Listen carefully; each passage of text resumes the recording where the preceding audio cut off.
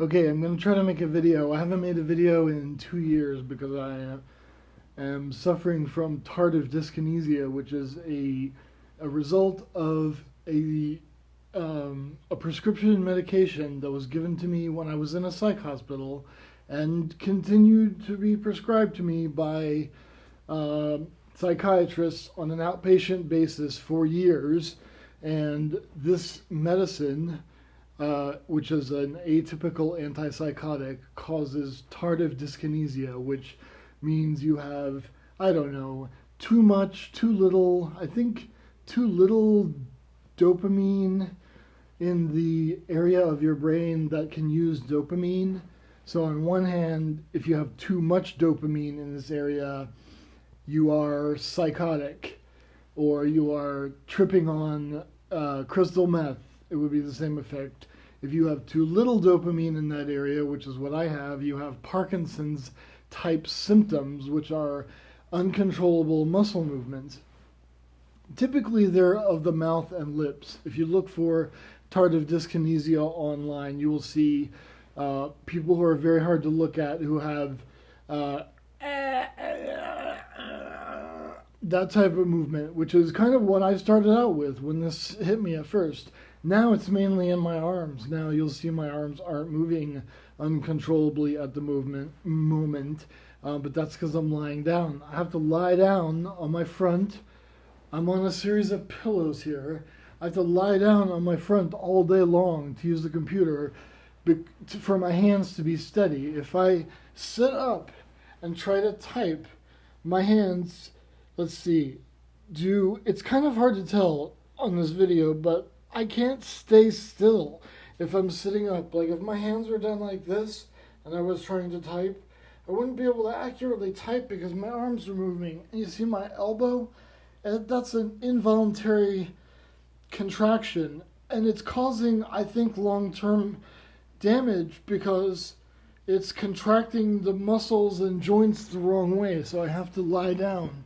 If I lie down on my back or I lie down on my stomach, then the clenching on the automatic movements, they lessen. I do things like, if I'm standing next to a wall, I'll go like that involuntarily and hit my head against the wall very hard. Or if I have my hand up, it's easier for me to walk with my hands when I'm walking with my hands on top of my head because I can stay still that way. I can't keep my hands down. They want to move up. So now if I want to move my hands down to, say, touch a faucet, I can't just, I'm lying down, so it's going to be gradual, but I can't just gradually move my arm down. If I'm standing up and my arms are in the most relaxed position I can get them in, which people are constantly commenting on, they're like, oh, that's an interesting style. And I'm like, yeah, well, if you had a permanent brain damage caused by your prescription meds, you'd be walking like this too. So now let's say I want to move my arm down. It just goes down. And it goes down fast and hard. And if there's something in the way, like the faucet on the sink or the tap on the sink, my hand will hit that thing. Sometimes my hand just punches the edge of the refrigerator. And I mean, it's causing me damage to my body. It's not just uncontrollable muscle movements, which, by the way, takes a lot of getting used to.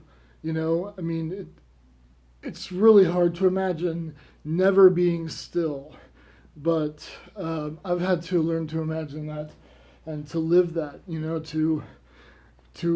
mean, you can't ignore it. So you just kind of got to be present with the fact that you're constantly moving. I mean, you can see a little bit of it while I'm lying down even. But it's much better when I'm lying down than when I'm standing up. So this is very, very... it's a drastic change in my life, and it's frustrating because I don't know that I have any recourse. When I read about this online and when I talk to doctors, a lot of the opinion is that this is irreversible brain damage caused by insert name of medicine here, but basically any atypical antipsychotic could possibly cause this. I can't mention the name of the drug because even though they're the ones who injured me, if I mention the name, they could probably sue me for damages. and said that they didn't cause this, even though all of my doctors agreed that it was this atypical antipsychotic that I was taking that caused this effect. So it's it's just been a trial. I'll just say that, because I'm not I know that if I want to survive this, I can't mentally say, oh well, this is hell. I can't live through this. If I say that, I won't make it another 2 days. So I just have to say it's a trial. It's a test, and it's something that I have to get through by taking certain medicines. I take muscle relaxers, same medicine that people with Tourette syndrome take. I take Flexeril. I take other medicines. I take Klonopin a little bit, and it helps too. Actually, more than anything else, I take a small dose throughout the day, and it helps to calm this down. Without it, I'm constantly clenching to the point that my muscles are being used and overused so much that my whole torso is in pain. It's only from the waist up for some strange reason. And it does migrate from place to place. Sometimes it's more here and more there, although mainly now it's settled in my arms. So I don't want to make this video too long, but and I guess I was going to talk about some writing stuff, and I wish I had better demonstrations. I wish you could see me in the kitchen trying to pour a cup of coffee, or trying to eat something, but it would just be too disgusting to show on YouTube. But I mean, I drink everything out of sippy cups because I can't control my hand enough to be able to drink a cup of water. So I have to drink out of cup, like travel mugs that have straws in them. It's just bizarre. When I get in the car, I have to lean the seat back, because leaning back, if I'm sitting is the worst position. Standing is the second worst. But if I'm sitting and I lean my head back, somehow that tricks the Tardive dyskinesia into thinking that I'm lying down, and I can be a little bit still. But things like getting my blood drawn can be really problematic when I can't keep my arm still and someone's trying to stick a needle into it. So, it's a trip. It's a real trip, because, on top of my previous and current other mental illnesses, which are multiply diagnosed, by which I mean diagnosed by multiple psychiatrists, OCD, so not just a little OCD, but OCD that a psychiatrist diagnoses you with and treats you with medicine with. Used to be bipolar disorder, but now is bipolar type schizoaffective disorder, which means that I experience symptoms of bipolar disorder and schizophrenia, specifically that I experience hallucinations and delusions, or hallucinations or delusions, psychosis of some sort outside of a mood episode.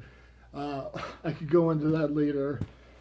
But anyway, on top of OCD and bipolar type schizoaffective disorder, I now have a mental disorder called tardive dyskinesia, which manifests itself in uncontrollable muscle movements, and it makes life a real, way more of a trial than before. And before, it was such a trial that I was trying to kill myself. Just bipolar or schizoaffective or whatever I had was enough to make me want to kill myself. And now I'm faced with this, and it's and tardive dyskinesia increases your chances of suicide because it has social effects. People don't want to be around you, or people discount you. They think that you're stupid just because you move weird. And that's not necessarily true. So, it has impact on your ability to have relationships and function in the world. What else can I say?